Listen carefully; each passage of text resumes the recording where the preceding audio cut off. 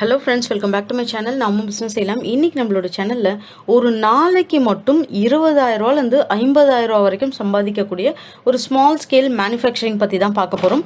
So இந்த அளவுக்கான amount நம்ம சம்பாதிக்கிறோம் அப்படின்னா ஒரு அளவுக்கான இன்வெஸ்ட்மெண்ட்ஸ் அப்படின்னு இருக்கும். ஆனால் அந்த இன்வெஸ்ட்மெண்ட்ஸ் கூட இப்போ நிறைய பேர் சொல்கிறீங்களா, ஒரு 1,00,000 ஒரு தொழில் இருந்தால் சொல்லுங்கள், 2,00,000 ஒரு தொழில் இருந்தால் சொல்லுங்கன்னு சொல்லிட்டு, அந்த மாதிரி ஒரு 1,00,000 ஒரு தொழில் நீங்கள் எக்ஸ்பெக்ட் பண்ணுறீங்க, அதுலேருந்து வருமானம் உங்களுக்கு ஒரு 20,000 வரைக்கும் ரிட்டர்ன்ஸ் வரும் அப்படின்னா கண்டிப்பாக நீங்கள் வித்தின் அ வீக்குள்ளேயே உங்களோட மிஷினரி இன்வெஸ்ட்மெண்ட்ஸை உங்களால் எடுத்துட முடியும். ஸோ அந்த மாதிரி ஒரு பிஸ்னஸ் தாங்க இன்றைக்கி நான் ஷேர் பண்ண போகிறேன். ஸோ இந்த பிஸ்னஸை பொறுத்தளவுக்கு நமக்கு பேசிக்காக மார்க்கெட்டிங்க்குன்னு பெரிய லெவலில் எதுவுமே தேவை கிடையாது. ஏன்னா ஆல்ரெடி ரொம்ப ஃபேமஸாக உள்ள ஒரு ப்ராடக்ட் தான். அதில் நம்ம யூனிக்காக என்ன பண்ண போகிறோம் அப்படின்றது மட்டும்தான் முக்கியமே. ஸோ இது என்ன கான்செப்ட் அப்படின்றத பார்த்துலாம். இப்போ தான் ஃபர்ஸ்ட் டைம் நம்மளோட சேனலை பார்க்குறீங்க, இன்னும் நீங்கள் சப்ஸ்கிரைப் பண்ணலன்னா கீழே தெரிய ரெட் கலர் பட்டன் ப்ரெஸ் பண்ணி சப்ஸ்கிரைப் பண்ண மறக்காதீங்க. அப்படியே பக்கத்தில் உள்ள பெல் ஐக்கானை கிளிக் பண்ணிடுங்க. ஸோ தட் நான் போடுற வீடியோஸ் உங்களுக்கு ரெகுலர் அப்டேட்ஸாக கிடச்சிடும். கான்செப்ட்குள்ளே போயிடலாம். Chips making. சிப்ஸை பொறுத்தளவுக்கு பொட்டேட்டோ அப்படின்னு இல்லைங்க, சிப்ஸில் நிறைய வெரைட்டிஸ் இருக்குது. நம்ம மரவள்ளிக்கிழங்குல செய்யறது, அதுக்கப்புறம் வெஜிடபிள்ஸில் செய்யறது, உங்களுக்கு ரைஸ் வெரைட்டிஸில் செய்யறது, அதுக்கப்புறம் மாவு உங்களுக்கு இருக்குது பார்த்தீங்களா, கடலை மாவு, இந்த மாதிரி நிறைய மாவு வகையில் செய்யக்கூடிய சிப்ஸ், இந்த மாதிரி நிறைய வெரைட்டிஸ் இருக்குது. அதுக்கப்புறம் பார்த்தீங்க அப்படின்னா உங்களுக்கு நார்மலாக உருளைக்கிழங்கை தவிர்த்து நெக்ஸ்ட் லெவல் அப்படின்னு பார்த்தா பனானா சிப்ஸ் அப்படின்னு சொல்லுவோம். ஸோ சிப்ஸ்லேயே இந்த வேஃபர்ஸ் அப்படின்னு சொல்கிறாங்க இல்லைங்களா, ஆயில் இல்லாமல் மேக் பண்ணுறது, அந்த டைப் ஆஃப் சிப்ஸ் மார்க்கெட்டில் ப்ரைஸும் உங்களுக்கு ஜாஸ்தி. கிலோவே 1000 ரூபா 1500 சொல்கிறாங்க. அதே போல் நிறைய பேர் விரும்பியும் வாங்குறாங்க, ஹெல்த் காஷியஸாக இருக்கிறவங்க. ஸோ அதோட மேக்கிங் பற்றி தான் நம்ம பார்க்க போகிறோம். மோரோவராக ஒரு சிப்ஸ் நம்ம மேக் பண்ணோம் அப்படின்னா ஆயில் ஃப்ரை, வேஃபர்ஸ் ரெண்டுமே நான் உங்களுக்கு கவர் பண்ணுறேன். இதுக்கு ரிக்வயர்ட் ரா மெட்டீரியல்ஸ்னு பார்த்தீங்கன்னா, ஃபார் எக்ஸாம்பிள் பொட்டேட்டோ நான் எடுத்துக்கிறேன். Potato, edible oil, salt, flavours, spices, packing materials, இதுதான் உங்களுக்கு தேவை. இன்கேஸ் நீங்கள் வேஃபர்ஸ் மெத்தடில் பண்ணுறீங்க அப்படின்னா இந்த ஆயில் மட்டும் உங்களுக்கு கட் ஆகிடும். இந்த பொட்டேட்டோக்கு பதில் பனானா நீங்கள் ஆட் பண்ணிக்கலாம். சேம் சால்ட்டு, ஃப்ளேவர்ஸு, ஸ்பைசஸ்ஸு, பேக்கிங் மெட்டீரியல்ஸ், இவ்வளோ தான் உங்களுக்கு இன்வெஸ்ட்மெண்ட்ஸ்னு இனிஷியலாக தேவைப்படுறது. ஸோ இதை ஒரு ஸ்மால் ஸ்கேலில் நீங்கள் பண்ண முடியும். அதாவது கிட்டத்தட்ட ஒரு 1000 ரூபா முதலீட்லேருந்தே பண்ண முடியும். அதுக்கு உங்களுக்கு ஒரு இரும்பு கடாயும், அதுக்கப்புறம் இந்த பொட்டேட்டோ தேய்க்கிற அந்த ஸ்லைட்ஸ் மாதிரி தேய்ப்பாங்க இல்லைங்களா பஜ்ஜிக்கு, அந்த மாதிரி ஒரு சின்ன தேய்க்கிற மிஷின் எக்யூப்மெண்ட்ஸ் உங்களுக்கு தேவை. இது ஸ்மால் ஸ்கேலில் பண்ணிடலாம். ஆனால் இன்றைக்கி நான் சொல்ல போகிறது ஒரு ஸ்மால் ஸ்கேல் மேனுஃபேக்சரிங்காக ஓரளவுக்கான இன்வெஸ்ட் பண்ணி மிஷினரிஸ் வைக்கிறத பற்றி சொல்ல போகிறேன். ஸோ இந்த பிஸ்னஸ் பொறுத்தளவுக்கு இது எங்கெல்லாம் சேல்ஸ் பண்ணலாம் அப்படின்றத ஃபர்ஸ்ட் நான் உங்களுக்கு சொல்லிடுறேன்.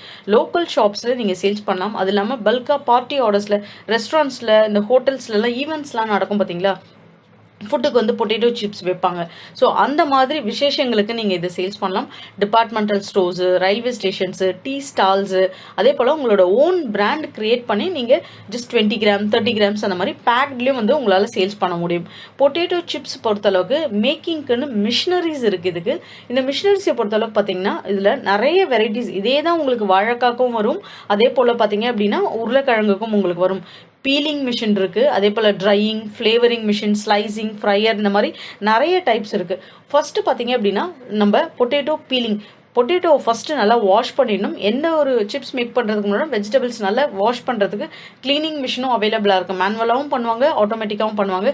க்ளீன் பண்ணி எடுத்ததும் அந்த தோலெல்லாம் ஃபுல்லாக நீக்கிடுவாங்க. அதுக்கப்புறம் ஸ்லைசிங் அட்ஜஸ்ட்மெண்ட் பண்ணுவாங்க, ஸ்லைஸ் திக்னஸ்க்கு ஏற்ற மாதிரி சிப்ஸு அதை வச்சு ஸ்லைஸ் பண்ணிடுவாங்க. அப்புறம் பார்த்தீங்க அப்படின்னா பிளான்ச்சர் பண்ணுவாங்க. உங்களுக்கு பொட்டேட்டோலேருந்து ஒரு விதமான அந்த மாவு வெளியே வரும் பார்த்தீங்களா, அதுலேருந்து ஒரு ஸ்டார்ச்சு. ஸோ அதுக்காக இந்த பிளன்ச்சர் யூஸ் பண்ணுவாங்க. அதுக்கப்புறம் ஸ்பின் ட்ரை, ஹைட்ரோ ட்ரை பண்ணி ஃபுல்லாக க்ளீன் பண்ணுவாங்க. ஃபுல்லாக ட்ரை ஆகிடும் அந்த பொட்டேட்டோ, எந்த ஒரு ஈரப்பதமும் இல்லாமல். அதுக்கப்புறம் பார்த்தீங்கன்னா டீப் ஃபேட் ஃப்ரை, அதை வச்சு ஃப்ரை பண்ணுவாங்க. அதுக்கப்புறம் சால்ட்டிங் ட்ரம், அதுதான் இந்த ஃப்ளேவரிங் மிஷின். அதுக்கப்புறம் வேக்யூம் சீலிங், அதுக்கப்புறம் வெயிட் போட்டு உங்களுக்கு சேல்ஸ் பண்ணிடுவாங்க. இதை நீங்கள் வேஃபர்ஸ் மெத்தடில் பண்ணுறீங்க அப்படின்னா இண்டஸ்ட்ரியல் அவன் இருக்குது பார்த்தீங்களா, அதை வச்சு இதை பேக் பண்ணிடுவாங்க. ஸோ இதுதான் அதோடைய மெத்தட். இது குறைஞ்சபட்சம் பார்த்தீங்க அப்படின்னா ஒரு 3லேருந்து ஒரு 5 மிஷின் வரைக்கும் உங்களுக்கு தேவை. ஒரு எக்யூப்மெண்ட்ஸாக மிஷினரி லெவல் நீங்கள் போகிறீங்கன்னா இந்த மிஷின் டீட்டெயில்ஸ்லாம் உங்களுக்கு நான் டிஸ்கிரிப்ஷனில் கொடுக்குறேன். அதே போல் எஃப்எஸ்ஐ கண்டிப்பாக தேவை இந்த ஒரு பிஸ்னஸ் நீங்கள் எடுத்து பண்ணுறதுக்கு. ஸோ எஃப்எஸ்ஐ எப்படி எடுக்கிறது அப்படின்றது ஆல்ரெடி நம்ம சேனலில் நான் ஷேர் பண்ணியிருக்கேன் நான். ஸோ அதோட டீட்டெயில்ஸும் நான் டிஸ்கிரிப்ஷன்லேயே கொடுக்குறேன். ஸோ இதுதான் முக்கியமான எக்யூப்மெண்ட்ஸ். இதுக்கு பார்த்தீங்க அப்படின்னா உங்களுக்கு லேபர் அப்படின்னு எடுத்துக்கிட்டாலே ஒரு 3 பேராது உங்களுக்கு வேலைக்கு ஸ்கில்டு பர்சன் அப்படின்னு தேவை. லைசன்ஸை பொறுத்தளவுக்கு ஜிஎஸ்டி, உத்தியோக Aadhaar, MSME registration, FSI, trade registration in case நீங்கள் உங்களோட ஓன் பிராண்டில் பண்ணுறீங்க அப்படின்னா. அதுக்கப்புறம் எஃப்டிஏ லைசன்ஸ் அப்படின்றது உங்களுக்கு ஆப்ஷனல் தான். உங்களுக்கு வேணும் அப்படின்னா நீங்கள் அந்த லைசன்ஸ் வந்து எடுத்துக்கலாம். ஸோ டோட்டலாக ஒரு லைசன்ஸ் அப்படின்னா இந்த பிஸ்னஸ்க்கு இது மட்டும் தான் தேவை. இந்த ஒரு செட் ஆஃப் லைசன்ஸ் எடுத்துட்டீங்க அப்படின்னா எனி டைப் ஆஃப் ஃபுட் இண்டஸ்ட்ரியில் உங்களால் ஷைன் ஆக முடியும். எனி டைப் ஆஃப் ஃபுட் இண்டஸ்ட்ரியை நீங்கள் ரன் பண்ண முடியும். மேனுஃபேக்சரிங் பொறுத்தளவுக்கு எப்படி நீங்கள் வந்து இதை வந்து செலக்ட் பண்ணணுன்றத சொல்கிறேன். ஒரு வாழைக்காய் இருந்தாலும் இல்லை உருளைக்கிழங்கா இருந்தாலும் சார்ட்டிங் ஃபஸ்ட்டு அதோட டைப். நீங்கள் பிராண்டிங் வச்சு எக்ஸ்போர்ட் ரேஞ்சுக்கு போகிறீங்க அப்படின்னா ஒரே சைஸான உருளைக்கிழங்கோ ஒரே சைஸான வாழைக்காய் இது நீங்கள் சார்ட் பண்ணணும். இதில் அழுகுனதோ இல்லை ஒன்று சிறுசு ஒன்று பெருசு இருக்கிறதோ இந்த மாதிரி சார்ட் பண்ணாமல் ஒரே சைஸாக உங்களுக்கு குவாலிட்டிஸ் சொல்லுவாங்க. A1, A2, AA, AAA இந்த மாதிரியெல்லாம் சைஸஸ் வச்சுருப்பாங்க. அப்படி வந்து பொட்டேட்டோஸை வந்து நீங்கள் செலக்ட் பண்ணி அதுக்கப்புறம் வந்து அதில் வந்து ஏதாச்சும் குறை நிறைய இருக்கா அப்படின்றத பார்க்கணும். அதுக்கப்புறம் வாஷ் பண்ணி பீல் பண்ணி ஸ்லைஸ் பண்ணி பிளான்ச் பண்ணி ட்ரையிங், ஃப்ரைங், ஃப்ளேவரிங், பேக்கிங் அவ்வளோதான். சிம்பிள். மேனுஃபேக்சரிங் ப்ராசஸ் ஆல்ரெடி நான் வெளியே எக்ஸ்பிளைன் பண்ணிட்டேன் இல்லைங்களா? அதுதான் வந்து உங்களுக்கு நடக்கும். இது சேம் எல்லா டைப்ஸ் ஆஃப் வெஜிடபிள்ஸ்க்கும் இதை நீங்கள் பண்ணலாம். ப்ரொடக்ஷனோட கெப்பாசிட்டி பார்த்தீங்கன்னா அந்த மிஷினுக்கு 100லேருந்து 150 கிலோ வரைக்கும் உங்களுக்கு பர் ஹவர்க்கே வந்து உங்களுக்கு ப்ரொடக்ஷன் அப்படின்றத கொடுக்கும். கிட்டத்தட்ட வந்து 8 மணி நேரம் அப்படின்னா உங்களுக்கு ஒரு டன் அளவுக்கு ப்ரொடக்ஷன் கொடுக்கக்கூடியது தான் இந்த மிஷின். ஸோ மோட்டார் பவர் வந்து 1.5 HP. அது ஆட்டோமேஷன் கிரேட், செமி ஆட்டோமேட்டிக் தான். ஸோ மேனுவல் இன்டர்வென்ஷனும் நம்ம இதில் தேவை. சிங்கிள் ஃபேஸில் இயங்கக்கூடியது. பவர் சோர்ஸ் வந்து எலக்ட்ரிக் தான். இது பேட்டரிஸ் கிடையாது. வெயிட் வந்து 140 kg இருக்கும். மெட்டீரியல் வந்து எஸ்எஸ்ல மேக் பண்ணது தான். ஸோ இதுதான் ப்ரொடக்ஷனும் மிஷினோட உங்களுக்கு ஸ்பெசிஃபிகேஷனும். இன்வெஸ்ட்மெண்ட்ஸ் பொறுத்தளவுக்கு அரௌண்ட் 1 lakh, கிட்டத்தட்ட ஒரு 98,000 ரூபா வருது இந்த மிஷினரிஸ். அதுலேருந்து 5 லட்ச ரூபா வரைக்கும் கூட உங்களுக்கு மிஷின்ஸ் இருக்குது. பெரிய பெரிய இண்டஸ்ட்ரியல் கிரேட் நீங்கள் போகிறீங்க அப்படின்னா நீங்கள் 5 லட்ச ரூபா அந்த மாதிரிலாம் எடுக்கலாம். ஒரு 5000 ஸ்கொயர் ஃபீட்டில் போட்டு நீங்கள் ரன் பண்ணுறது. நீங்கள் நார்மலாக ஒரு சின்ன ஸ்பேஸில் வச்சு பண்ணோம் அப்படின்னா அந்த 98,000 ரூபா மிஷினே உங்களுக்கு வந்து ஓகேவா இருக்கும். ஒர்க்கிங் கேபிட்டல் அப்படின்றது உங்களுக்கு அரௌண்ட் 2 lakh, டோட்டலாக 2 lakh. இது என்னன்னா ஒரு பிளேஸ் நீங்கள் ரெண்டல் எடுக்கிறீங்களோ அந்த ரெண்டலில் ஒரு 3 பேர் லேபர்ஸ் வச்சுருப்போம். ப்ரொடக்ஷனர்ஸு மார்க்கெட்டிங் பண்ணி உங்களோட ப்ராடக்ட்டை சேல்ஸ் பண்ணுற வரைக்கும் ஒரு ரொட்டேஷன் கையில் இருக்கணும் இல்லைங்களா? இந்த ரா மெட்டீரியல்ஸ் வாங்குறது, மசாலா வாங்குறது, மார்க்கெட்டிங் செலவு, பேக்கிங் செலவு இதுக்கெல்லாம் சேர்த்து ஸோ அரௌண்ட் ஒரு 2 lakh கிட்ட உங்களுக்கு ஒர்க்கிங் கேபிட்டல் இருக்க வேண்டியது இருக்கும். 100 கிராம் பார்த்தீங்கன்னா 70 ரூபா வரைக்கும் மார்க்கெட்டில் சேல்ஸ் பண்ணுறாங்க. இது ஒரே ஒரு ப்ராடக்ட். பொட்டேட்டோவோ இல்லை நீங்கள் வந்து பனானாவோ எது வேணால் எடுத்துக்கலாம். 1 kg 700 rupees வரைக்கும் தாராளமாக வந்துட்டு உங்களால் மார்க்கெட்டில் சேல்ஸ் பண்ண முடியும். ஏன்னா 1000 ரூபா 1200 ரூபா ரேஞ்ச் வரைக்கும் பிராண்ட்ஸில் வந்து சேல்ஸ் பண்ணுறாங்க. ப்ராஃபிட்டை பொறுத்தளவுக்கு 200 rupees per kg நீங்கள் ப்ராஃபிட்னு வைக்கிறீங்க அப்படின்னாலே ஒரு மணி நேரத்துக்கு உங்களோட ப்ரொடக்ஷன் வந்து 100 kg வரைக்கும் கொடுக்குறாங்க. ஸோ 100 kg வரைக்கும் உங்களுக்கு ஒரு மணி நேரத்துக்கு ப்ரொடக்ஷன் கொடுக்குறாங்க அப்படின்னா ஸோ உங்களுக்கு 100 into அந்த 200 rupees per kg உங்களால் ப்ராஃபிட் எடுக்க முடியும். 20,000 ரூபா. ஒரு நாளுடைய ப்ரொடக்ஷன் நான் எடுக்கல, ஒரு மணி நேரத்தோடைய ப்ரொடக்ஷன் தான் எடுத்திருக்கேன். 20,000 ரூபா. பெரிய பெரிய லெவலில் பண்ணுறவங்க ஒரு நாளைக்கே இதில் 2 lakh 3 lakhன்னு எடுப்பாங்க. பட் அவங்களுடைய செலவு டேர்ன் ஓவர் அப்படின்றது அவ்வளோ இருக்குமே தவிர எல்லா செலவும் போக ப்ராஃபிட் அப்படின்றது அவங்களுக்கு கையில் மிஞ்சிறது பர்சன்டேஜ் வைஸ் தான் வந்து கையில் மிஞ்சும். மார்க்கெட்டிங்கை பொறுத்தளவுக்கு நீங்கள் இவ்வளோ பெரிய லெவலில் ப்ரொடக்ஷன் பண்ணுறீங்க அப்படின்னா டீலர்ஸ், டிஸ்ட்ரிபியூட்டர்ஸ், ஃப்ரான்ச்சைசி, பிராண்டிங் இந்த மாடலில் போனீங்க அப்படின்னா தான் உங்களுக்கு சரியாக இருக்கும். ஏன்னா 100 கிலோலாம் வெளியே நீங்கள் அனுப்புறீங்க அப்படின்னும் போது உங்களுக்கு ஒரு சின்ன வண்டி வந்து டிரான்ஸ்போர்ட்டுக்கு தேவை. உங்களோட ஓன் பிராண்ட் தேவை. அங்கே இருக்கிற கிட்டத்தட்ட பார்த்தீங்கன்னா ஒரு 50-100 கடைகளில் உங்களுக்கு போடக்கூடிய அளவுக்கு கெப்பாசிட்டி உங்களுக்கு தேவை. அதுக்கான ஆட்கள் தேவை.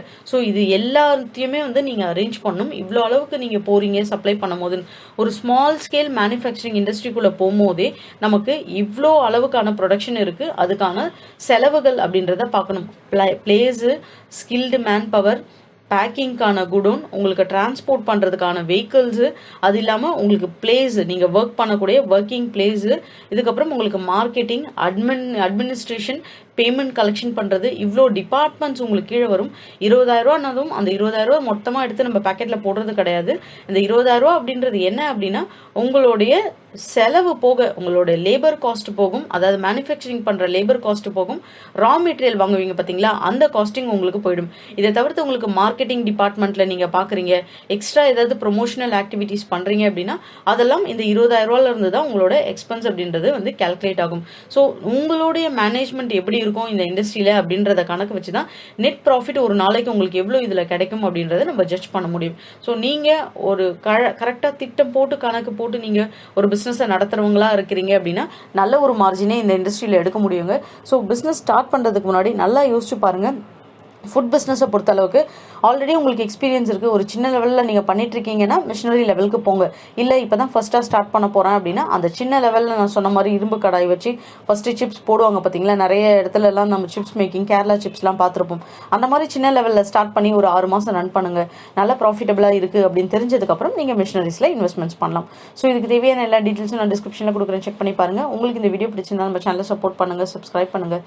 அப்படியே உங்கள் ஃப்ரெண்ட்ஸ் கூட ஷேர் பண்ணிவிட்டு ஒரு லைக் பண்ண மறக்காதீங்க. தேங்க்யூ.